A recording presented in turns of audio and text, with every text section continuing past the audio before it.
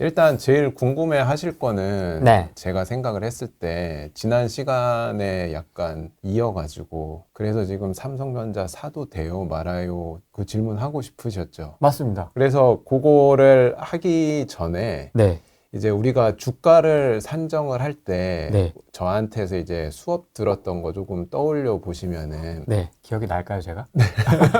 퍼가 10이라는 뜻이 뭐냐면은 네. 순이익의 10배가 시가총액이라는 뜻이거든요. 네. 그게 퍼가 10이라는 뜻이에요. 네. 그래서 식으로 내면은 네. 순이익 곱하기 퍼는 시가총액 이렇게 표현할 수가 있고요. 네. 근데 순이익을 우리는 주로 안 쓰고 주식시장에서는 주당 순이익을 주로 쓰거든요. 한 주당 순이익. 그러면 한 주당 순이익 곱하기 퍼는 주가가 나와요. 주가. 네네네. 그러면은 지금 현재 다양한 증권사에서 리포트를 내고 있는데 키움증권 같은 경우에 이제 최근에 나온 리포트 가장 최근에 나온 걸 보니까 순이익을 거의 130조 원 정도를 보더라고요. 삼전에. 네, 3전의 순이익을 130조 원, 올해. 그거를 이제 주당 순이익으로 나누면은 한 주당 19,100원 정도가 돼요. 그러면 19,100원 정도 되면은 지금 오늘 주가가 19만 원 정도 됐단 말이에요. 네. 그러면은 몇 배예요? 10이죠. 10배. 그렇죠. 퍼가 지금 10밖에 안 돼요, 지금. 아직도. 근데 이게 수요와 공급 측면에 있으면은 공급이 거의 없어요. 2026년에는. 그러니까 지금 현재 가격이 미친 듯이 디램 가격도 막 계속 올라가고 있고 HBM도 저희가 전에 한번 설명드렸었잖아요. 과거에 반도체 기업들은 펄을 10 정도밖에 못 받았어요. 옛날에는 네. 반도체 기업들이. 네. 그 중에서도 메모리 반도체 기업들이 그랬어요. 왜 그랬냐면은 메모리 반도체는 뭐 삼성이 만드나 하이닉스가 만드나 뭐 어떤 뭐 개똥이가 만드나 소똥이가 만드나 다 똑같았기 때문에 수요와 공급에 따라서 그 가격이 막 플럭추에이션이 너무 심했거든요. 메모리 반도체 가격이. 네. 근데 제가 지난번에 설명 한번 드렸지만은 이게 이제 그냥 일반 커머더티라고 그러는데 영어로는 특수제로 이제 넘어간단 말이에요. 네. 특수제로 넘어가면은 엔비디아 같은 경우에는 그 펄을 몇 정도 받냐면은 지금 후행 퍼 기준으로는 40이 넘고요. 퍼가 40이 넘고 그렇게 차이가 많이 날 수 있습니다. 코모디티에서 이게 특수제로 가면은 펄을 많이 줘요. 엄청 많이 주네요. 네. 포워드 기준은 뭐냐면은 아까 전에 그 순이익 곱하기 퍼가 시가총액이라고 그랬잖아요. 네. 요거를 이제 다음 장 보시면은 EPS 곱하기 요거는 주가라고 아까 설명을 드렸잖아요. 네. 그래서 과거에 그냥 메모리 반도체일 때는 펄을 10 정도밖에 안 줬어요. 근데 엔비디아는 시스템 반도체 만드는 데잖아요. 네. 그러니까 범용 제품 만드는 데가 아니라 특수 제품을 만드는 데인데 거기는 20에서 30 받고 펄을 더 많이 받아요. 근데 삼성전자가 이제 HBM을 만들기 시작을 해서 자기 매출 비중에서 HBM 비중이 점점점 커지면은 네. HBM은 HBM4부터 시스템 반도체 격으로 격상이 되는 거거든요. 네. 그렇기 때문에 펄을 만약에 20배만 준다 그래도 아까 19,000원인데 펄을 20배를 주면은 38만 원 되는 거잖아요. 네. 그래서 그 과정으로 지금 가고 있는 과도기라고 보여져요. 그래서 이제 얼마 전에 그 보고서 나온 것 중에 보면은 SK 하이닉스의 펄을 다르게 봐야 된다라는 보고서가 나왔는데 그 보고서의 내용도 지금 제가 말한 거랑 똑같아요. 그래서 지금까지는 그냥 반도체, 메모리 반도체는 개나 소나 만들어도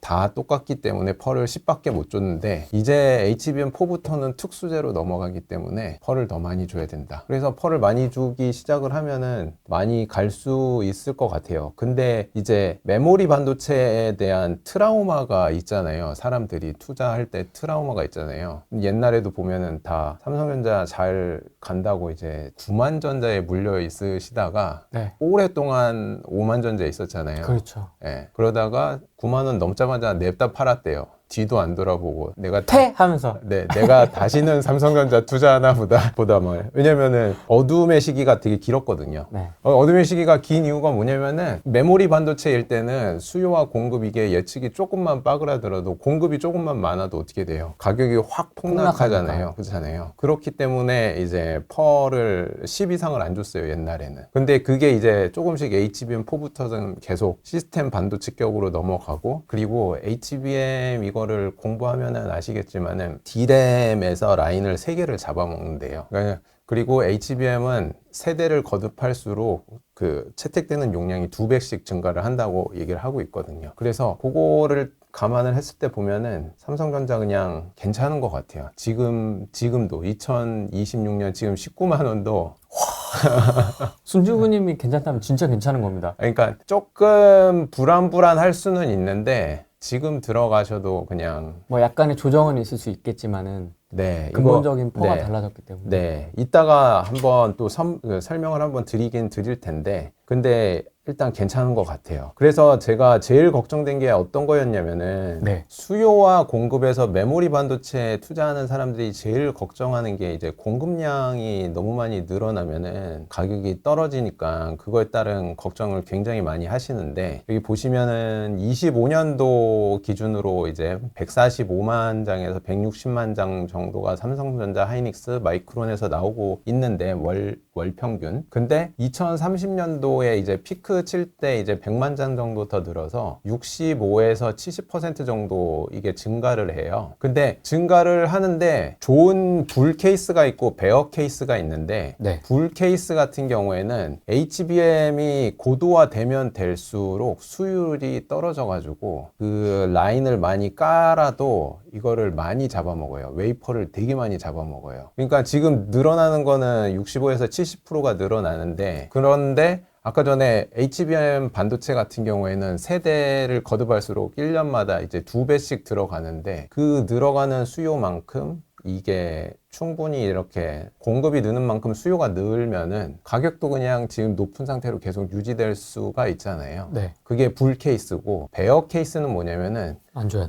안 좋은 경우의 수는 뭐냐면은 지금 빅테크 기업들이 투자하겠다라고 밝힌 것만 해도 올해에 1,000조 원에 달하거든요. 네. 미친 거죠, 거의. 근데 27년도, 28년도 그때도 여기에서부터 또 계속 늘려서 투자할 것이냐에 대한 의문이 있는 거예요. 근데 계속 더 많이 투자할 거라고 저는 생각이 들어요. 19만 원이어도 살 것 같아요. 네, 살 것 같아요. 완전히 이게 그럼 평가 자체가 달라진 거네요, 완전히. 이게 가격 평가 자체도 바뀌어야 되는데 퍼가 지금 바뀌진 않은 상태예요. 아까 전에 퍼가 여전히 10이었잖아요. 선행 퍼가 10밖에 안 돼요, 지금. 네. 근데 이제 퍼도 바뀌어야 되고, 그 다음에 주당 순이익도 지금 계속 바뀌고 있어요. 주당 순이익을 계속 바뀐다는 뜻이 뭐냐면은 실적이 계속 좋아질 걸로 이게 계속 바뀌고 있어요. 왜냐면은 그 D램 반도체 가격이 계속 오르고 있거든요. 그리고 이제 저는 되게 긍정적으로 보는 이유 중에 하나가, 아까 전에 그 전반적으로 다 D램 생산 능력이 60에서 한 70% 는다라고 되어 있었잖아요. 조사한 거 보면은. 네. 근데 앞으로 우리가 오픈클로 써보셨어요, 혹시? 그 얘기만 들어 아직 못 써봤습니다. 그쵸. 네, 네. 그거 해봐야 되는데. 아, 네. 저도 이제 하려고 이제 네. 오픈클로를 하면은 에이전트 AI인데, 그거를 쓰려면은 어찌됐건 제일 좋은 게 맥미니를 사서 하면 제일 좋다고 하더라고요. 아, 그렇습니까? 왜냐면 맥미니가 일단은 D램도 좀 어느 정도 넉넉하게 들어가 있고, 그리고 저전력이라서 하루 종일 켜놔도 괜찮대요. 오, 네, 좋다, 네, 그거 네. 좋다. 그리고 에이전틱 AI는 지가 알아서 막 계속 돌아가는 거잖아요. 돌아가는 거기 때문에. 근데 그걸 생각해 보면은 에이전틱 AI 쓰려면 핵심 요소가 D램이 빠방하게 들어가야 되거든요. 네. 근데 이거 제가 살라고 봤더니 품절이에요. 없어요. 오픈쿨로 딱 뜨고 나서. 그래서 이게 좀 초입인 것 같아요. 이제 컴퓨터 바꿔야 된다라고 생각하는 사람들이 이제 내년부터 되게 많아질 것 같아요. 이거 에이전틱 AI 쓰려고. 그러면 그 컴퓨터마다 다 D램이 박혀 들어가니까 느는 것보다 수요가 더 늘 것 같다라는 생각이 계속 들어가지고, 어찌됐건 공급은 우리가 보이잖아요. 60%에서 70% 는다라는 게 딱 픽스되어 있는데, 네. 근데 이제 HBM이 일단 세대가 거듭되면서 2배씩 늘어나고, 그리고 걔는 D램 라인을 3개를 잡아먹고, 그리고 이제 에이전틱 AI 되면은 이제 엣지 AI, 이제 일반 PC에서도 그걸 계속 써야 되니까 돈 받으면 일단 삼성전자. 근데 SK 하이닉스도 있는데 왜 삼성전자를 조금 더 무게중심을 두시는 거예요? 삼성전자가 캐펙스 시설 투자를 한 걸 보면은 2030년 되면은 웨이퍼 생산량이 3사 중에 제일 많아요. 그러니까 약간 올인한 것 같아요. 재용이 형님이. 요즘에 도는 짤 보셨어요? 짤. 설명할 시간 없어. 빨리 타. 지금 타도 괜찮은 것 같아요. 와. 아니 왜냐면 HBM 네. 쪽은 SK 하이닉스가 먼저 좀 치고 나갔던 맞아요. 게 제가 기억에 나가지고 네. 굉장히 좀 관심을 많이 받았었는데 이제 네. 다시 좀 무게중심이 삼성전자 쪽으로 오는 건가? 그러니까 점유율 자체가 70% 정도 엔비디아에서 이제 하이닉스를 쓰고 있는데, 네. 근데 이제 엔비디아만 이제 하는 게 아니라 이제 AMD도 하고 구글도 만들고 다른 데서 다 이제 인공지능 가속기를 만들기 시작했잖아요. 근데 거기에도 이제 다 HBM이 들어가니까. 근데 이제 아까 전에 그 공장 그 캐파 나와 있는 거 보면은 2030년도에 캐파가 삼성전자가 제일 많이 늘어요. 그래서 좀 약간 승부수를 본 것 같아요. 그리고 되게 감동적인 게 아마 내년쯤 되면은 삼성전자가 전 세계에서 제일 돈 잘 버는 기업들 순위 한 10위 안에는 무조건 들 것 같아요. 그 정도로요? 네. 그래서 너무 뿌듯한 거예요. 와, 이런 걸 보는 역사적인 순간에 내가 이제 살고 있구나. 그러면 지금 SK 하이닉스로 좀 수익을 내신 분들은 갈아타는 네. 것도 괜찮다고 보세요? 그냥 다 전에도 말씀드렸지만 셋 다 골고루 들고 가는 게 좋은 것 같아요. 마이크론하고 하이닉스 그리고 삼성전자 다 장단점이 있어요. SK는 전에도 설명 한번 드렸듯이 엔비디아랑 너무 사이가 좋기 때문에 최근에 치킨 네. 또 먹었잖아요. 네, 그러니까 끈끈한 거 그거를 기반으로 해서 엔비디아가 잘 되면은 얘도 잘 되고 약간 요런 거. 그리고 이제 HBM 다음 거를 이제 HBF라고 얘기를 하잖아요. 그것도 이제 준비를 하고 있으니까. HBM도 아직 공부가 안 끝났는데요. 네, 공부 안 해도 돼요. F는 또 뭐지?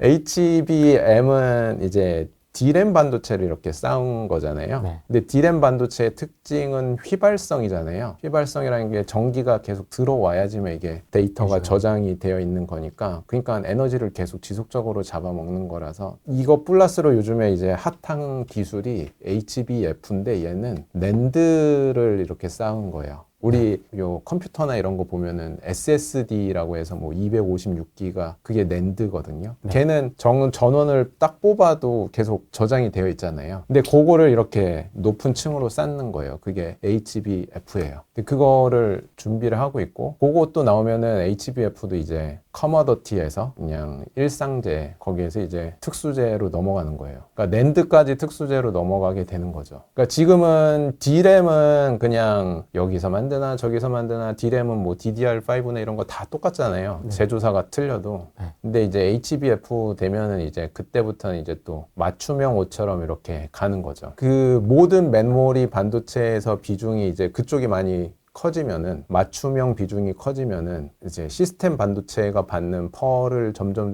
받을 수 있게 되겠죠. 그러면 지금은 펄가 아까 전에 주당 순이익 19,000원 정도 되니까 지금 선행 펄가 10 정도 되는데, 근데 이제 엔비디아처럼 이렇게, 물론 코리아 디스카운트가 있으니까 엔비디아처럼 막 30, 40까지는 못 받지만 그래도 한 20 정도만 받아도 38만 원. 네, 38만 원 정도까지는 갈 수 있지 않을까? 근데 이 가는 길에서 약간의 복병은 뭐냐면은 중국의 반도체, 얘네가 어떻게 될 것인가. 두 번째 리스크는 아까 말씀드렸듯이 빅테크 기업들이 캐펙스 늘리는 거를 지금 늘리는 속도처럼 막 계속 미친 듯이 돈을 쓸 것인가. 근데 요즘은 그 월가에서 이제 돈 쓴 만큼 너희들 돈 버는지 보여줘, 이걸 계속 묻잖아요. 네. 그래가지고 이제 웃긴 것 같아요. 하지만 그럼에도 불구하고 저는 그냥 받으면 살 것 같아요. 돈 받으면. 지금 미국이 처해 있는 가장 큰 문제가 뭐죠?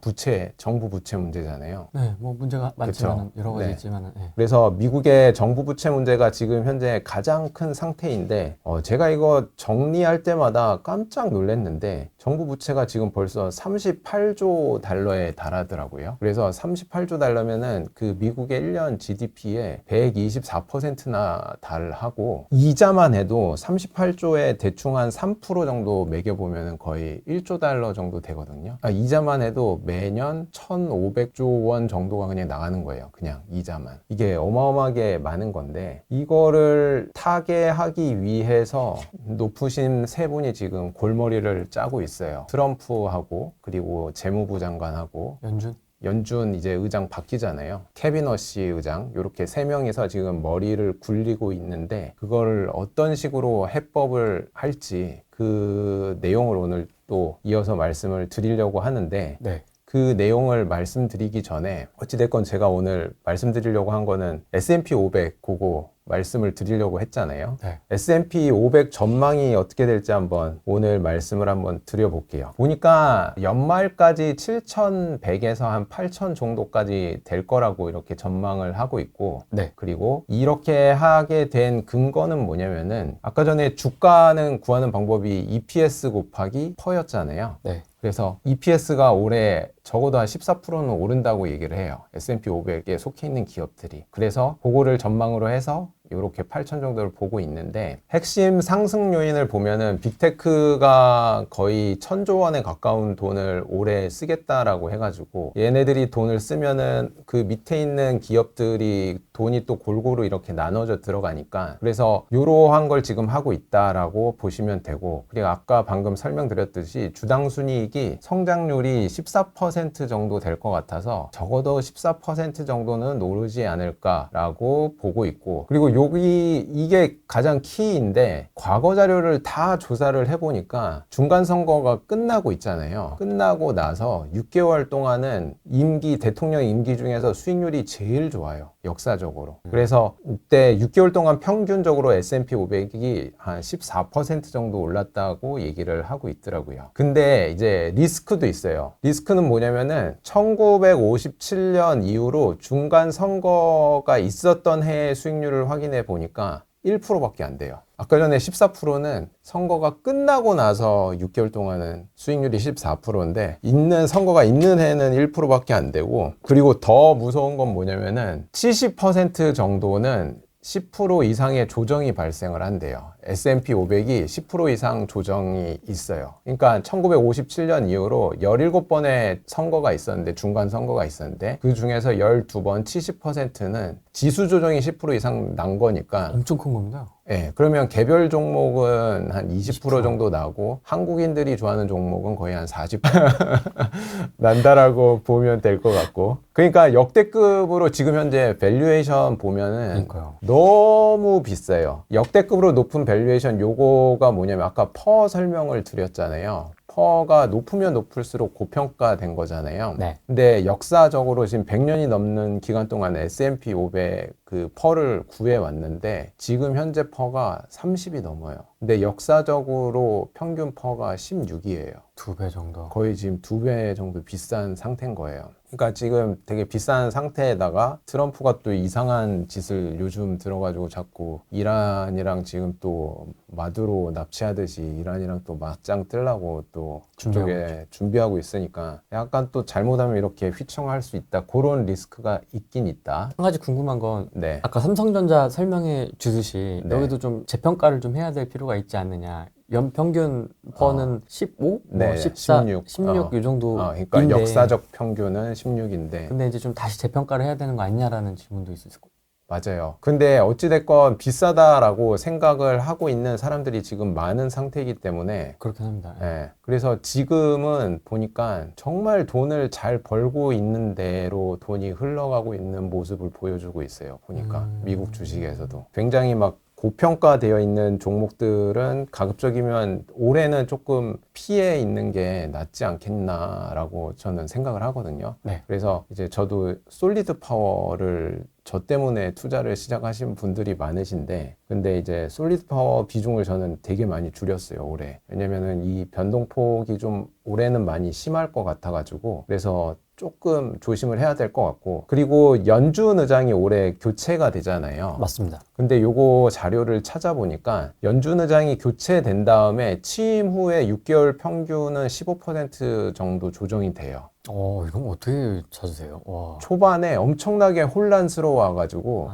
연준이 어떻게 의장이 이렇게 스탠스를 잡을지 시장이 막 불확실성이 되게 높아져 있는 상태이기 때문에 그래서 평균적으로 봤을 때 한 15% 정도 조정이 되니까 그러니까 어찌됐건 이런 건도 있고 관세 충격 관련된 것도 보면은 ISM 제조업 지수라는 게 있는데 이건 뭔지 혹시 들어보셨나요? ISM 제조업 지수? 뭐 뉴스에서 맨날 나옵니다. 네네네. 네. 이거는 뭐냐면은 이제 회사에서 구매부서라는 게 있는데 구매부서는 어떻게 보면 앞으로 미래를 예측을 해야 되는 사람이잖아요. 그래서 뭐 예를 들어서 제가 뭐 애플에서 구매부서에서 일하는 사람이라고 치면은 네. 앞으로 만약에 애플의 판매량이 폭발적으로 늘 것 같다라고 생각이 들면은 그거에 대해서 준비를 해야 될 거 아니에요. 구매부서 사람이라면은. 그렇죠. 뭐 이제 재료품 수급도 더 많이 계약을 해서 해놓는다든지. 그래서 ISM 제조업 지수는 뭐냐면은 매달 전화를 해요. 구매부 담당자들한테 전화를 해가지고 앞으로 경제가 좀 어떨 것 같아요? 라고 물어보는 거예요. 그래서 물어봐서 괜찮다고 대답하는 사람이 많으면 점수가 50점을 넘어가고 안 좋다라고 생각하는 사람이 많으면 이 점수가 50점 밑으로 떨어져요. 근데 이제 트럼프가 오고 나서부터 지금 수입품 관세율이 1935년 이후로 최고치고 그러니까 수입품 관세도 높고 지금 되게 경제가 불안불안한 상태니까 ISM 제조업 지수가 지난 10개월 동안 25년 3월부터 12월까지 다 50 밑이었어요. 경제가 좀 안 좋을 걸로 보는 사람이 많았던 거죠. 네. 그러니까 이것만 보면은 좀 S&P 500에 약간 리스크가 있을 수도 있다. 그래서 26년도는 조금 제가 드는 생각은 불안불안한 해긴 해도 이제 중간선거 직후에는 오를 테니까 그래서 항상 저는 질문 받는 게 뭐냐면은 그래서 지금 사야 돼요? 끝나고 사야 돼요. 분할해서 사야 돼요?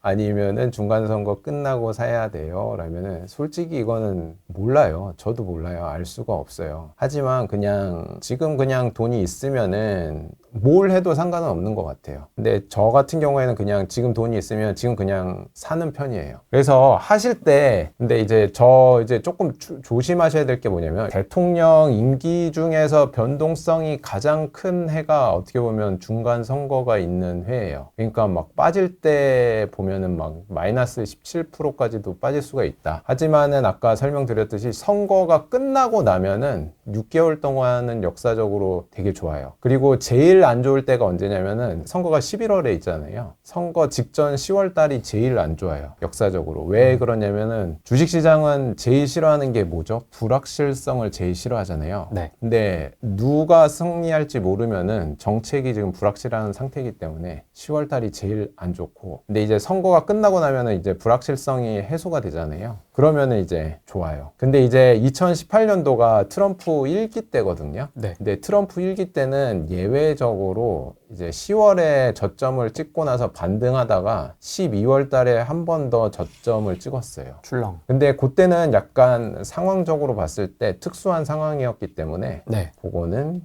감안을 하시면 될 것 같고 네. 요거는 뭐냐면은 아까 전에 퍼에 대해서 설명을 드렸는데 S&P 500의 퍼가 지금 포워드라고 되어 있잖아요. 네. 포워드의 뜻이 뭐냐면은 순이익 중에서 이제 앞으로 1년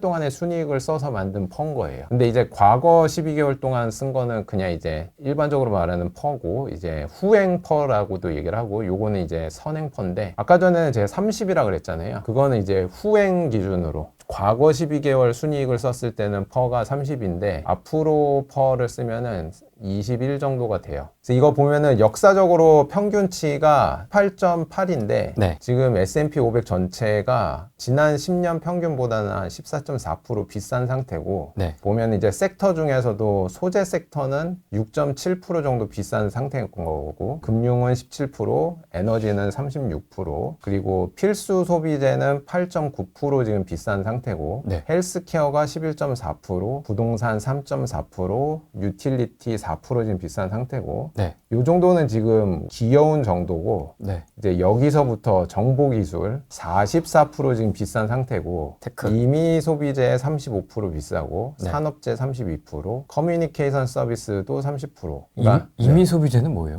이미 소비재는 필수 소비재의 반대말인 건데 필수 소비재는 우리가 이제 무조건 살아가면서 정말 필수적으로 필요한 것들 있잖아요. 그래서 대표적으로 기업들이 뭐 이제 믿을 수는 없겠지만 코카콜라가 필수 소비재 기업이에요. 콜라를 안 먹고는 네, 못 산다. 못 산다 그러니까 임의 소비재는 있어도 되고 없어도 되는 뭐 그러니까 옷 같은 거 있죠. 나이키라든지 네. 신발이라든지 뭐 그런 것들이 이제 임의 소비재 기업이라고 보시면 돼요. 네. 그래서 지금 상태가 다 비싼 상태잖아요. 음. 네. 그래서 요거를 이제 S&P 500 기준으로 보면은 불 케이스, 베이스 케이스, 베어 케이스 이렇게 세 개로 나눠볼 수가 있는데 네. 불 케이스 같은 경우에는 이제 연준이 2, 3회 인하하고 그다음에 이제 관세 완화까지 하고 AI 모멘텀이 지속이 된다라고 보면은 이제 연말에 한 8,100까지 간다라고 보는 거고 네. 그다음에 요거는 EPS 아까 성장이 한 14% 정도 된다라고 말씀드렸잖아요. 그거 정도 하면은 한 7,100에서 7,500 정도 되고 근데 요거 베어 케이스는 아까 말씀드렸듯이 연준 의장 교체하면은 한 6개월 정도 역사적으로 혼란 오는 경우가 많았다 그랬잖아요. 그거 반영이 되면은 5,800에서 6,200 정도 된다. 그럼 연준 의장이 언제부터 임기가 시작입니까? 새로 5월 달이요, 5월 달. 5월 달. 네네네. 5월이면 11월 정도까지는 그 다음에 제가 질문을 제일 많이 받는 게 달러 인덱스?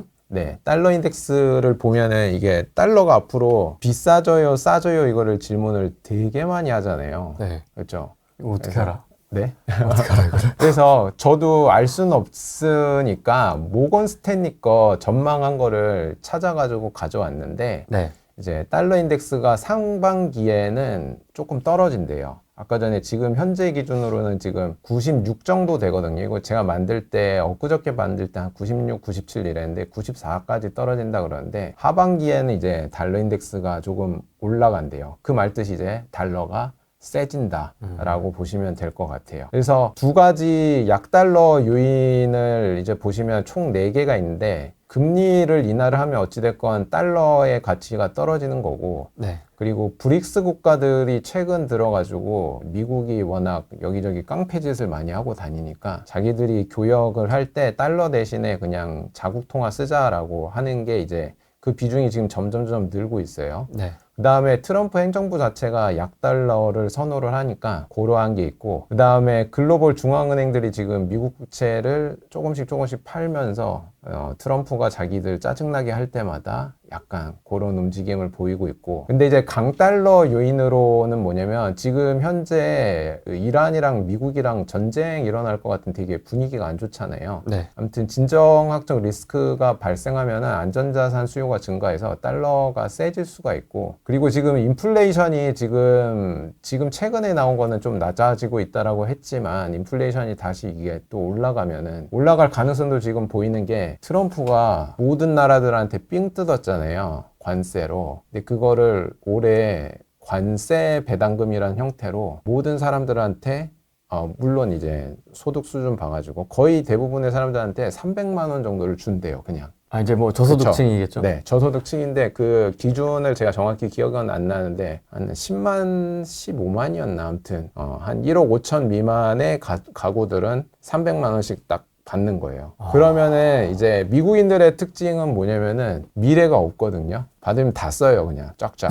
그 얘기를 어디서 진짜 듣긴 했었습니다. 좀 대다수가 좀 그렇게 한다. 저금을 안 해요. 그래서 집 살 생각도 안 하고 네. 월세로 살면서 이렇게 좀 하는 걸 좋아한다고. 그래서 받자마자 이제 쫙쫙 쓰면은 또 인플레이션 자극될 수도 있고 자극되면은 어찌됐건 금리가 올라가니까 금리가 올라가면 이제 강달러 쪽으로 갈 수도 있다. 그래서 하반기에 조금 강달러 요걸 본 것 같긴 해요. 네. 그래서 중간 선거해가 있으니까 올해는 조금 저는 보수적으로 운영하는 걸 별로 좋아하지는 않지만 네. 제 성향상 근데 올해는 좀 출렁임이 되게 심할 것 같아서 보니까 그래서 적정 현금을 조금 들고 가면서 이제 투자를 하실 때도 보면은 한국인들이 좋아하는 지금 돈은 당장은 못 벌지만은 미래를 보고 투자하는 종목들 있잖아요. 아니, 그 종목 언급은 제가 안 하겠지만 퍼가 막 100 넘어가고 뭐 이런 것들 그런 투자보다는 가급적이면은 지금 돈을 아주 잘 벌어들이는 그런 데다가 투자를 하셨으면 좋겠다라는 생각이 들었어요.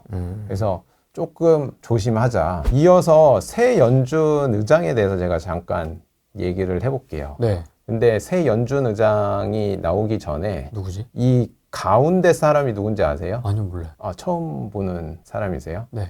이 사람이 스탠리 드렁켄 밀러라고 되게 유명한 투자자예요. 30년 동안 연평균 수익률이 30%가 넘어가고, 연평균이 30이라고요? 네. 그리고 한 번도 잃은 적이 없는 사람이에요. 어떻게 그러지? 30년이 넘는 시간 동안. 근데 이 사람을 저는 개인적으로 되게 좋아하는데, 왜 좋아하냐면은 사람이 나이를 먹으면은 나이를 먹을수록 자신의 과거 성공에 취해가지고 다른 사람 말을 잘 안 듣거든요. 네. 저도 요즘에 그렇게 돼가는 것 같아서 조금 꼰대. 예. 조금 불안불안한데 이분은 열려 있어요. 그 밑에 사람이 와서 이거 투자하는 게 좋겠다라고 하면은 그냥 열린 마음으로 듣고 바로 투자를 진행시켜요. 그래서 대표적으로 이 사람이 초창기에 엔비디아 투자를 시작을 했어요. 밑에 사람들이 건의해서 올라온 걸 듣고 오케이 진행해가지고 이제 물론 한 $100 좀 넘었을 때 다 팔고 나가셨어요, 이분은. 아무튼 그런데 이분이 한참 잘 나갈 때 여기 오른쪽 사람 누구죠? 스캇 베센트라고 미국 재무부 장관이에요. 이분은 TV에서 좀 이렇게 잠깐 본 것 같아요. 네. 이 베센트 재무부 장관이 이 사람의 꼬붕이었어요. 조수였어요. 조수. 같이 일했어요. 부사수였어요. 부사수. 그러니까 이 투자가의 오른팔이 지금 미국 재무부 장관이고 핵심이고. 지금 왼팔이 얘가 케빈 워시예요. 연준 의장이에요. 그러니까 셋이 지금 엄청 친한 사람 셋인데 이 사람이 오른쪽에 재무부 장관, 왼쪽에 연준 의장 친분이 있는 거예요. 밑에 사람으로 친분이 있는 거예요. 그러니까 이 사람의 포트폴리오를 오늘 뜯어봐야 돼요. 근데 요거 하기 전에 이거 설명을 한번 드릴게요. 경제가 안 좋을 때 우리가 경제를 부양하기 위해서 쓰는 정책이 뭐가 있죠? 돈을 풀거나 금리를 내리거나. 그쵸. 방금 말씀하신 거 돈 푼다, 금리를 내린다. 이거 누가 하는 거죠? 연준. 맞아요. 연준이 하는 거예요. 경제가 안 좋을 때 하는 게 또 뭐가 있죠? 국채 발행하는 거. 오, 맞아요. 역시 국채를 발행을 해가지고 국채를 누가 발행하는 거죠? 정부. 맞아요. 정부가 발행을 하는 이유가 뭐예요? 국채를 발행을 해서 국채의 쪼가리를 투자자한테 주면 투자자는 그걸 돈을 주잖아요. 네. 정부한테. 그럼 정부가 그 돈을 막 쓰는 거잖아요. 네. 그러니까 경제 부양을 하기 위한 큰 주축 두 개가 뭐냐면은 정부, 엄밀히 말하면 재무부에서 경제가 안 좋을 때 막 돈을 쓰는 거, 이거를 재정 정책이라 그래요. 그리고 여기에 연준에서 경제가 안 좋을 때 뭘 한다고 아까 말씀했죠? 금리 내리거나 돈을 푼다라고 하셨잖아요. 이거를 통화 정책이라고 그래요. 이제 돈을 푼다라는 게 엄밀히 얘기하면은 그게 뭐냐면은 양적 완화라고 들어보셨죠? 네. 양적 완화 방식으로 돈을 푸는 건데, 그럼 양적 완화가 뭐죠? 돈을 푼다라는 건 알겠는데. 양적으로 완화하는 거죠.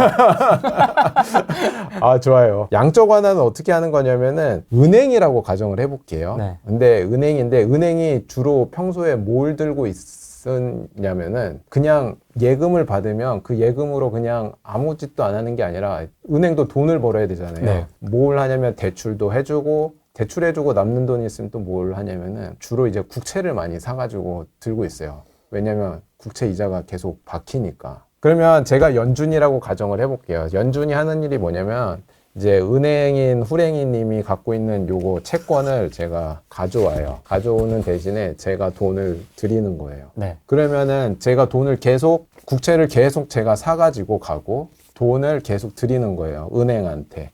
그러면 어떻게 돼요? 은행이 돈이 어마어마하게 많아지잖아요. 네. 그쵸? 은행이 돈이 어마어마하게 많아지면서 국채 가격은 어떻게 될까요? 국채도 수요와 공급에 따라서 제가 연준이 국채를 양적 완화할 때 국채를 계속 사는 거예요. 계속 사면은 국채 가격이 어떻게 될까요? 수요예요, 수요. 저는 계속 사는 거니까. 네. 수요와 공급에 따라서 수요가 막 폭발적으로 올라가면 국채 가격이 어떻게 되겠어요? 올라가요. 그쵸. 미친 듯이 올라가요, 국채 가격이. 근데 국채 가격이 올라간다라는 뜻은 국채 금리가 떨어진다. 계속 떨어진다라는 뜻이잖아요. 그러면 국채 금리가 미친 듯이 떨어지면은 국채 투자를 처음 하는 사람은 국채 투자할 이유가 별로 없죠. 유인이 안 생기죠. 금리가 적으니까. 그리고 국채 가격이 높으니까 거의 고점인 거잖아요. 그러면 그 돈이 어디로 가겠어요? 그냥 주식, 이씨 이거 1% 먹을 바에 10년에 30년에 1% 먹을 바에 난 그냥 주식 살래. 그래서 그 돈들이 다 주식으로 들어가요. 네. 그래서 연준의 양적 완화를 하면은 제일 먼저 시그널이 생기는 게 자산 가격이 폭등을 해요. 미친 듯이 올라가요. 그래서 제가 예를 들자면은 2020년도에 제가 퇴사를 했거든요. 그래서 퇴사를 해서 퇴직금을 넣었는데 얘네들이 양적 완화를 하네요. 퇴직금이 자고 일어나면 계속 이렇게 불어가는 거예요. 그러면 이게 안 좋아요. 좋진 않아요. 왜냐면 대부분의 사람들은 주식이나 자산을 안 들고 있단 말이에요. 근데 양적 완화하면 누구만 좋냐면은 자산가만 좋아요. 주식 들고 있는 사람, 금이나 이런 거 들고 있는 사람, 부동산 들고 있는 사람만 좋아요. 근데 아까 전에 보여줬던 이 세 사람 있잖아요. 이 세 사람은 그걸 싫어해요. 연준이 지금 다 한 거잖아요. 연준의 권한이 세지는 걸 싫어해요. 그래서 연준의 권한을 낮추고 연준 말고 그 다음 쪽에 있는 게 뭐라 그랬죠? 재무부라고 그랬잖아요. 네. 재무부의 권한이 세지는 거를 좋아하는 사람들이에요. 이 사람들은. 요 세 사람들은. 요거 제가 정리한 거 한번 보시면은 이걸 양적 완화를 엄청나게 싫어한다라고 얘기를 했잖아요. 네. 그래서 이 세 사람은 연준이 하는 일이 없었으면 좋겠다라고 생각하는 사람들이에요. 왜냐면은 연준이 설치면 아까 어떠한 일이 벌어졌죠? 자산 가격만 미친 듯이 올랐잖아요. 네. 그래서 연준이 하는 일을 최대한 줄이는 게 목적이에요. 그리고 연준 때문에 지금 사람들이 주식시장에 있는 사람도 그렇고 정치인도 그렇고 다 완전 스포일 된 거예요.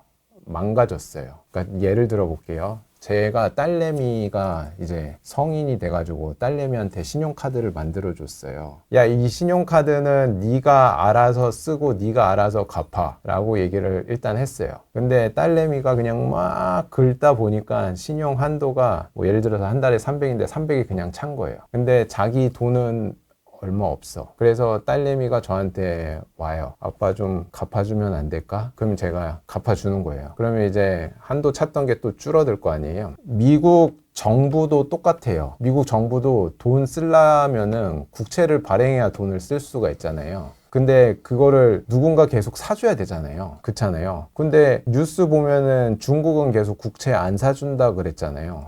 중국은 안 사준다 그랬는데 누군가는 사줘야 되잖아요. 그래서 지금까지 누가 사줬냐면은 연준이 사준 거예요. 그냥 좀 이상하지 않아요? 다른 나라는 다른 나라도 사주긴 했는데 좀 약하고. 수량이 너무 많이 미국에서 찍어내니까. 국채를 찍어내니까 연준이 계속 사주고 있는 거예요. 그러니까 이거를 끊고 싶다라는 거예요. 근데 이거를 끊으려고 시도를 했는데 작년도에 시도를 했는데 금융시장이 난리가 난 거예요. 막 불안해지고. 왜냐면 지금까지 아빠 돈으로 매달 300씩 쇼핑하던 가다가 있는데 갑자기 한 달에 100만 쓰라 그러니까 쓸 수 있어요?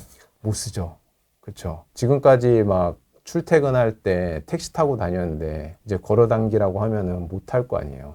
지금 미국이 지금 딱 그런 상황이에요. 돈 쓰던 가다가 있으니까 이걸 줄일 수가 없는 거예요. 그러니까 줄일 수가 없으면은 그렇다고 연준이 사주는 건 싫다고 그랬잖아요, 얘네들이. 네. 그러면 누가 사줘야 돼요? 누군가는 사줘야 될 거 아니에요. 그래서 꺼낸 카드가 금융권에서 사주는 쪽으로 이제 할 것 같아요. 은행에서. 그거를 어떻게 하는 거냐면은 은행은 어찌됐건 뭔가 사들이면은 국채가 됐든 뭔가 사들이면 사들인 만큼 자본을 비축을 해놔야 되거든요. 네. 근데 미국의 국채는 망할 위험이 없는 자산이기 때문에 얘는 사도 자본을 구축할 필요가 없다라는 식으로 법을 지금 바꾸려고 하고 있어요. 그러면은 은행 입장에서는 국채를 무한정 살 수 있는 거죠. 그러니까 주체가 연준에서 미친 듯이 사주다가 이제 은행에서 채권을 미친 듯이 사줄 수 있게 그 방향으로 지금 흘러가고 있어요. 그렇게 할 것 같아요, 이제. 거기다가 플러스로 스테이블 코인 시장을 활성화하려고 그랬잖아요. 네.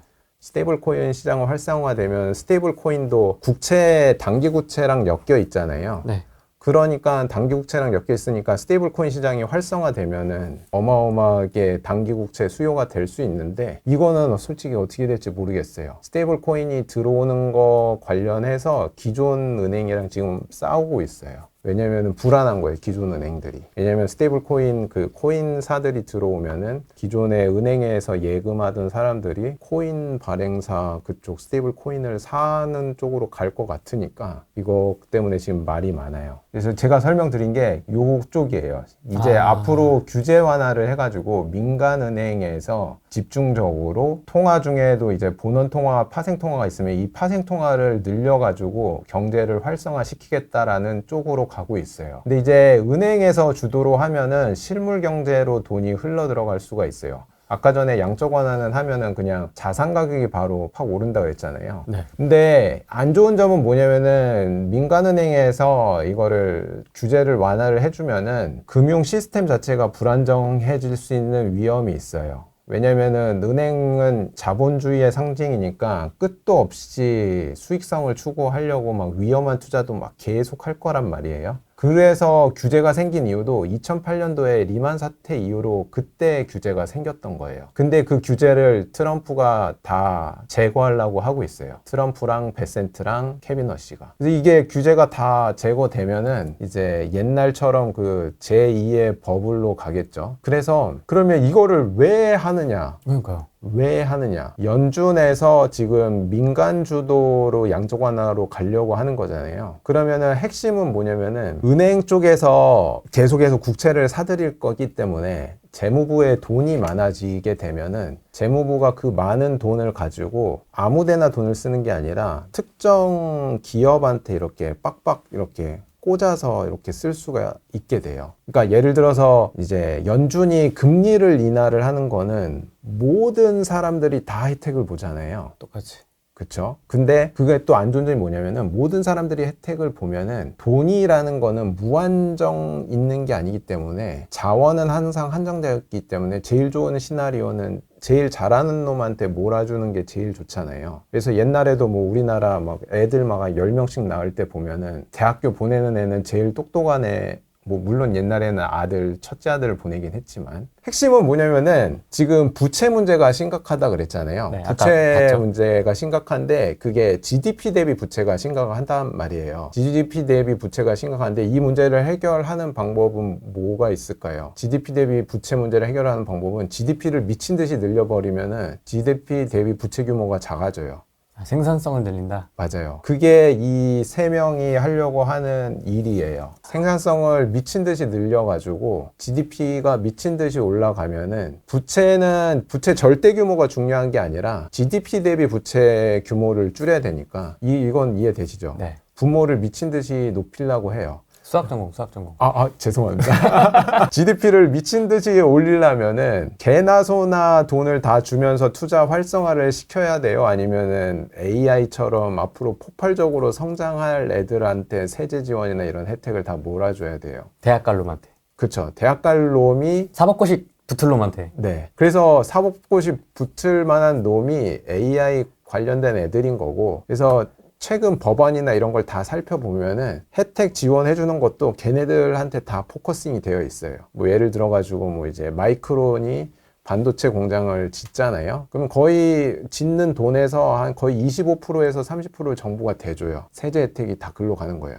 그러니까 돈을 델롬델한테만 계속 지금 쓰는 쪽으로 갈 거예요. 그러면은 삼성이랑 하이닉스가 델롬델이랑 엮여 있잖아요, 지금. 네. 그러니까 저는 좋게 보는 거예요. 미국 정부 부채 문제를 해결하려면은 결국은 GDP를 올려야 되고, GDP를 올리려면 결국은 AI 관련 섹터를 부흥시킬 수밖에 없고, AI 쪽을 부흥시키려면은 맨 밑에 기본으로 깔리는 게 에너지고, 에너지 그 다음 위가 메모리 반도체, 그 다음 위가 인공지능 반도체니까, 그 다음에 한국이 이제 세계 기업 중에 2개가 우리나라 기업이 있는 거잖아요. 그러니까 미국이 망할 거라고 생각하면 삼성전자, 하이닉스 투자하면 안 되고, 미국이 앞으로도 이제 잘 될 거라고 생각하면은 삼전 투자하는 게 맞는 것 같아요. 그래서 저는 개인적으로 돈의 거의 99%가 메모리에 다 들어가 있어요, 지금은. 지난 2달 동안 아주 짭짤했죠. 그래서 상황이 이렇다라고 생각을 하시면 되고, 그래서 아까 전에 말씀드렸듯이 연준의 정부 부채가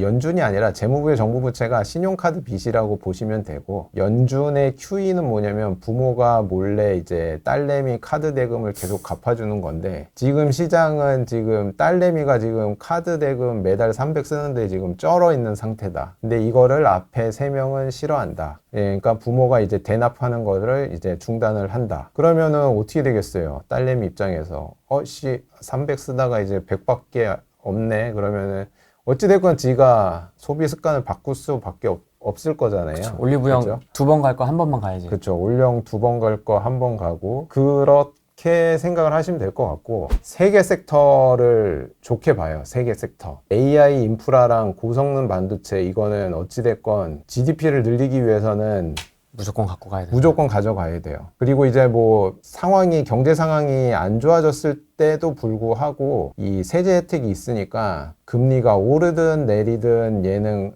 달릴 것 같다는 생각이 들고, 이 금융주는 이 BC는 베스트 케이스나 이게 월스트 케이스예요. 네. 이게 경제가 좋든 말든, 아까 전에 그 연준을 힘을 완전 죽인다 그랬잖아요. 그러면 연준 대신에 등판시키는 거를 이제 금융 쪽에 규제를 완화시켜가지고 금융 쪽에서 이제 국채 매입을 할 수 있게 도와준다라고 얘기를 했잖아요. 네. 그러면 금융주들은 국채를 예전보다 훨씬 많이 살 수 있게 되고, 그리고 국채를 담보로 해서 돈을 또 빌릴 수도 있고, 그걸 가지고 또 대출을 또 해줄 수도 있고, 할 수 있는 게 너무 많아져요. 그러니까 금융주 좋아 보여요. 그 다음에 헬스케어는 대표적으로 이제 경제가 좋든 나쁘든 좋은 게 헬스케어 쪽인데, 올해 되게 막 제가 아까 전에 과거 데이터 보여드렸듯이 막 플럭추에이션 되게 심할 거라고 말씀을 드렸잖아요. 네. 그래서 헬스케어 요렇게 세 개가 좋을 거라고 생각을 했는데, 그래서 이제 본론 대가의 포트폴리오를 한번 뜯어봤어요. 네. 이게 아까 전에 얘예요. 스탠리 드렁켄 밀러. 아까 왼쪽에 연준 의장과 오른쪽에 그 재무부 장관 있는 가운데 있던 스승. 얘가 들고 있는 종목을 보면은 요거가 다 그거예요. 헬스케어 관련된 종목인 거고. 비중이 높네요. 네, 포트 비중이 되게 높아요. 그 다음에 이거는 뭐냐면 XLF라는 게 뭐냐면은 네. S&P 500 지수 추종하는 ETF는 아시죠? 네. 근데 그 중에서 금융 섹터만 모아놓은 ETF예요. 이게 갑자기 팍 생겼어요, 이번에. 적지 않은 비중입니다. 네, 적지 않은 비중이 XLF가 갑자기 확 들어왔어요. 그 다음이 이제 RSP라는 게 또 갑자기 훅 들어왔는데, 뭐죠? RSP는 뭐냐면은 S&P 500 대표적인 ETF가 스파이잖아요. SPY. 걔는 투자할 때 1등부터 500등까지 기업을 돈을 투자를 할 때, 내가 만약에 500만 원을 투자하면은 10,000원씩 500개 기업에 10,000원씩 들어가는 게 아니에요. 시가총액이 큰 애한테 돈이 더 많이 들어가요. 그러니까 1등 기업 뭐 엔비디아나 이런 데 돈이 더 많이 들어간단 말이에요. 근데 아까 전에 설명드렸듯이 이제 올해부터는 어느 정도 진짜 돈을 벌고 있는지를 계속 월가에서 물을 거라고 얘기를 했잖아요. 네. 네. 퍼가 너무 높은 기업들은 별로 지양을 하라고 그랬잖아요. RSP가 그거예요. S&P 500 추종하는 ETF인데, RSP는 1등부터 500등까지 균일하게 투자를 하는 거예요. 500만 원 투자하면 10,000원씩 똑같이. 그러니까 섹터 로테이션 투자가 일어날 것이라고 보고 이렇게 투자를 했어요. 그리고 되게 저는 고무적으로 본 게 쿠팡을 지분을 늘렸어요. 쿠팡. 늘렸어요? 네. 아. 네. 쿠팡, 아마존, 구글. 이 SE는 뭐냐면은 쿠팡을 우리 뭐라고 그러죠? 한국의 아마존이라고 그러잖아요. 네. 그쵸? SE는 동남아의 아마존이라 불리는 기업인데, 동남아야, 맞아. 네. 이 아저씨는 이쪽 기업을 좋아하시는 것 같아요. 아마존의 비즈니스 모델을 좋아하시는 것 같아요. 왜냐면은 경제적 해자라고 그러잖아요. 일단 로켓 배송 지금 우리 편하잖아요, 너무. 네, 경쟁사가 똑같이 들어오려면 쿠팡만큼 투자를 해야 되잖아요. 쿠팡이 지금까지 쓴 돈이 10조 원 썼거든요. 그러니까 쿠팡처럼 하려면 똑같이 10조 원을 거의 이상을 써야 되겠지. 이상을 10년 가까이 써야 된다는 얘기니까 SE가 그런 데고, 요거는 중남미의 아마존이에요. 멜리라고 되어 있는 애. 아, 이런 걸 좋아하는구나. 그리고 제일 좋았던 게 EWZ. 요게 뭐냐면은 브라질 ETF예요. 브라질 ETF. 왜 브라질 ETF를 샀냐면은 네. 브라질 ETF가 오를 때가 언제 오르냐면 브라질은 뭐로 유명하죠? 원자재로 되게 유명하잖아요. 달러가 약세일 때랑 그리고 금리 인하 시기에 브라질 관련 상품이 되게 수익률이 좋아요. 근데 아까 전에 그 모건 스탠리 그 달러 인덱스 전망치 보면은 상반기에 달러 인덱스 하락한다 그랬잖아요. 네. 얘도 보는 뷰가 똑같은 거예요. 그러니까 스탠리 드렁켄 밀러도 보는 뷰를 보면은 그 달러가 상반기에는 약세를 본 것 같고요. 요걸로 보니까. 두 번째로는 금융주를 좋게 본 것 같고. 그 다음에 세 번째로는 어떠한 섹터가 우승할지 모르니까 돌 것 같다. 섹터 로테이션 돌고 할 것 같으니까 그냥 무지성으로 RSP를 한 것 같아요. 그 얘기는 네. 원사이드한 방향으로 AI 몰빵 이게 아니고 네. 뭔가 좀 혼란스러운 골고루. 상황이 될 것 같다라는 거를 네네네. 중간 선거해에는 혼란스러운 측면이 많이 있었으니까 역사적으로 얘도 그런 식으로 베팅을 한 것 같아요. 이분도. 근데 제일 고무적이었던 게 이제 XLF가 들어갔다라는 게 이게 갑자기 생겼어요. 그래서 보면 이게 엊그제 나온 리포트거든요. 보니까 XLF 이게 새로 신규로 들어왔어요. U라고 되어 있죠. 네, 신규로 3개 들어온 게 보니까 요 RSP는 S&P 500인데 균등하게 들어가 있는 거, EWZ는 브라질 관련된 거 이렇게 들어갔고, 그리고 지분을 많이 늘린 게 구글이랑 요거 동남아의 아마존 요 2개를 많이 늘렸어요, 보니까. 그리고 스탠리 드렁켄 밀러를 요거를 이제 섹터별로 요거를 한 거를 보면은 네. 헬스케어 쪽 비중이 이제 헬스케어가 이제 경제가 어렵든 좋든 간에 요거 약간 꿋꿋하게 버텨주는 애니까 헬스케어 비중이 좀 높아요. 큰 거를 확인할 수가 있고, 그리고 지난번 대비해서 요거 늘어난 거 보니까 요게 금융이죠. 네. 금융 쪽을 조금 늘렸어요. 그리고 기술 쪽을 조금 줄였고, 그렇게 보시면 될 것 같고, 그래서 요거를 정리를 하자면은 이제 스탠리 드렁켄 밀러는 금융 섹터 추가하고 동일 비중 ETF 넣고 금리 인하랑 약달러를 베팅을 해서 브라질 추가를 하고 땡땡땡 아마존 요거를 많이 올렸다라고 보시면 되고, 기술주가 많이 줄었네요. 그러니까 출렁임이 심할 거라고 생각을 해서 많이 줄이셨어요, 이분은. 워런 버핏도 보시면은 요렇게 녹색으로 반짝반짝이는 게 뭐냐면은 많이 늘렸다라는 뜻이거든요. 네. 요 빨간색은 줄였다라는 뜻인 거고. 근데 이제 CB라고 되어 있는 거 요거를 의미적으로 되게 의미 있게 되게 많이 늘렸잖아요. 이게 보험회사예요, 보험회사. 보험회사도 종류가 되게 많은데 부자들을 상대로 하는 보험회사를 이제 처브라는 회사인데 요거를 지난번에 처음 이렇게 처음 사기 시작을 했는데 지난 분기에 되게 많이 늘리셨더라고요. 그래서 이분도 보면은 기술주를 조금 줄이고 금융 쪽을 그러네요. 우와. 늘리고 있어요. 금융 쪽을. 신기하다. 근데 이 두 분은 나이가 좀 있으신 분이잖아요. 네. 그쵸? 네. 재밌는 걸 하나 말씀드리자면은 네. 요거는 이제 워런 버핏의 이제 정리. 포트폴리오를 정리를 한 건데 에너지 섹터 비중을 많이 늘렸어요. 보니까 트럼프가 중간 선거를 앞두고 지정학적 갈등을 좀 일으킬 거라고 본 것 같아요. 금융 섹터 요거 처브 보험회사를 조금 많이 늘렸고, 그리고 기술 섹터 비중 애플을 계속 팔고 있어요, 보니까. 그리고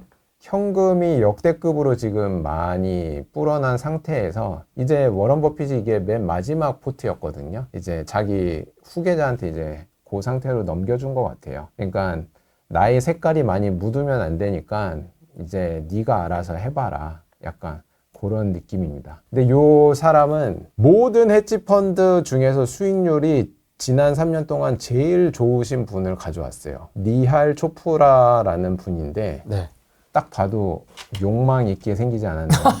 인도 뭄바이 출신의 여자분이신데 인도에서 네. 여자로 살았다. 근데 이 헤지펀드 세계에서 지금 여기까지 왔다. 1등 제일 잘 나가는 수익률을 보여주고 있다. 보통 아니라는 거죠. 그쵸. 쉽지 않죠. 근데 이분의 포트폴리오를 보면은 저는 워런 버핏을 보면서 느끼는 거는 나이가 아무래도 있으니까 이제 책을 많이 읽으시기는 해도 이제 과거에 이제 내가 돈을 많이 벌기 시작했을 때 전략이 있을 거 아니에요. 워런 버핏은 금융 쪽으로 돈을 많이 버셨거든요. 결국은 애플을 조금 샀다가 밑에 사람 얘기를 듣고 마지못해?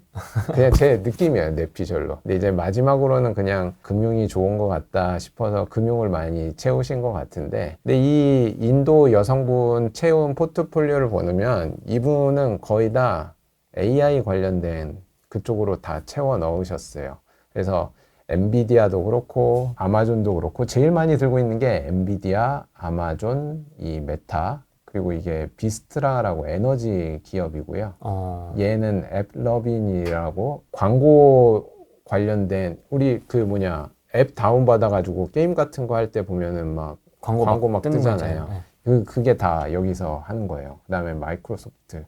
아무튼 이런 거 보면은 거의 다 AI 관련된 거를 집중 투자를 하고 있다. 그래서 지난 분기에 제일 많이 늘린 걸 보니까 마이크로소프트를 어마어마하게 늘렸고, 네. 그 다음에 앱너빈 늘리고, 엔비디아 늘리고, 비스트라, 아마존 이런 식으로 많이 늘렸어요.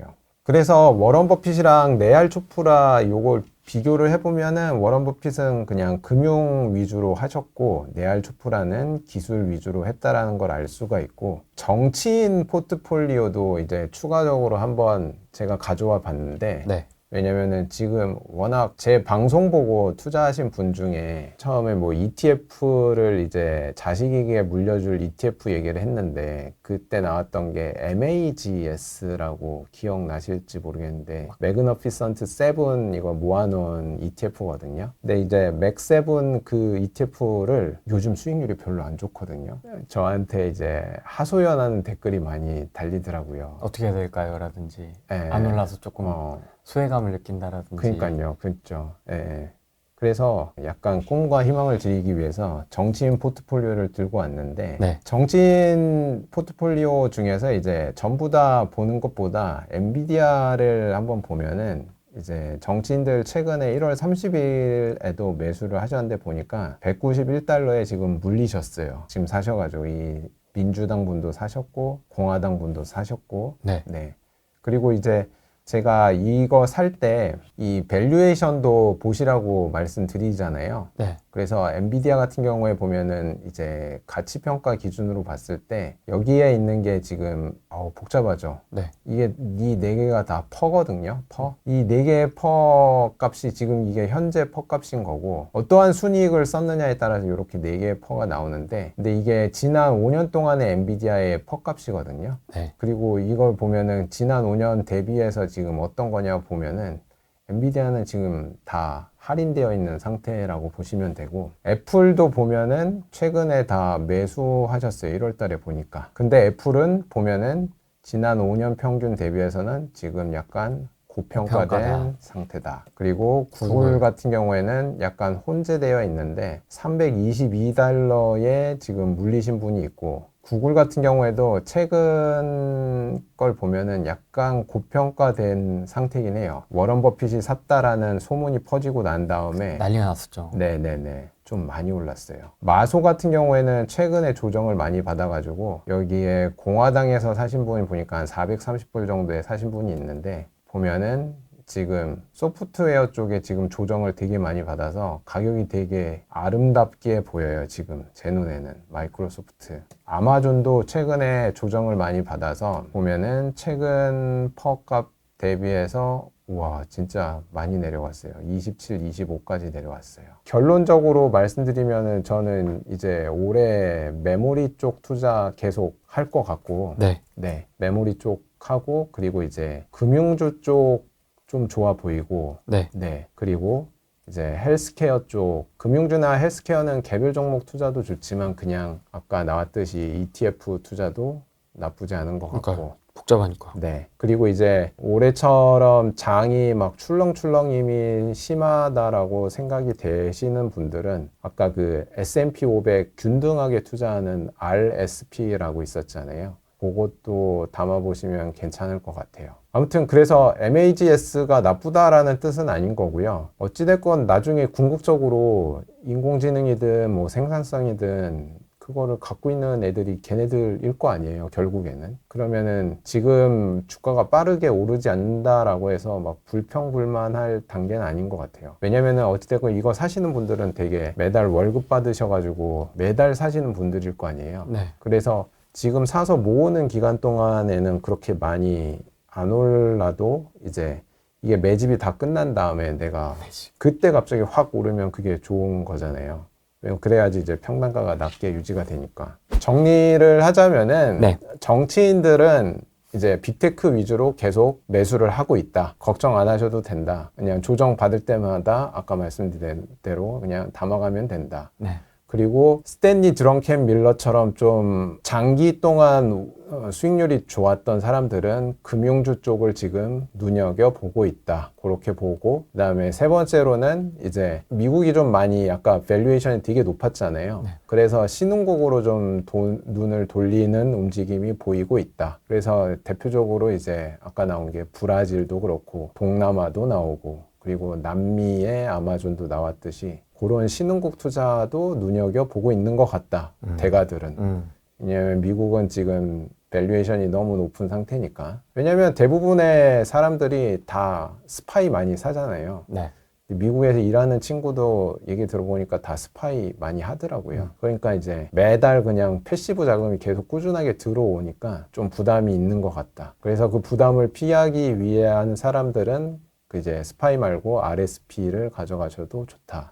그 정도 요약하면 될 것 같습니다. 그럼 한국의 대가 손주부님은 앞으로 포트폴리오를 저는 돈을 많이 벌고 있고 많이 벌 것 같은 기업들의 투자를 집중하고 있는데 걔네들이 메모리 쪽 반도체 기업들이 아직도 좋아 보여서 저는 거기에다가 다 거의 100% 노출을 시켜놓은 상태다. 제 금융자산은. 근데 당분간은 그냥 그렇게 할 것 같아요. 왜냐하면 26년도에는 이제 유의미하게 공급이 늘어날 기미는 안 보이고 27년 하반기부터 이제 공급이 늘어나기 시작하는데 네. 그래서 올해는 그냥 달달하게 즐기다가 27년도에 이제 빅테크가 캐펙스를 어떻게 하는지 봐가지고 캐펙스 만약에 줄인다 그러면은 조금 잽싸게 빠져나와야죠. 아니면 불안하다 싶으면 26년 말에 그냥 빠져나오든가. 아무튼 그런 상황인데 근데 제 생각에는 그냥 상황적으로 봤을 때 안 빠져나와도 되지 않을까라는 개인적인 생각이에요. 왜냐하면 미국이 살아남기 위해서는 GDP를 늘려야지 부채 대비 GDP 그게 해결이 되니까 관련 법안도 다 그 반도체 공장 지원하는 데다 돈이 다 쏠리고 있고 지금 현재 상황은 그렇습니다. 한번 네네. 참고하셔가지고 또 네. 여러분들도 계속 돈 복사해 나가시면 좋을 것 같습니다. 네. 오늘은 여기까지 하겠습니다. 고맙습니다. 감사합니다.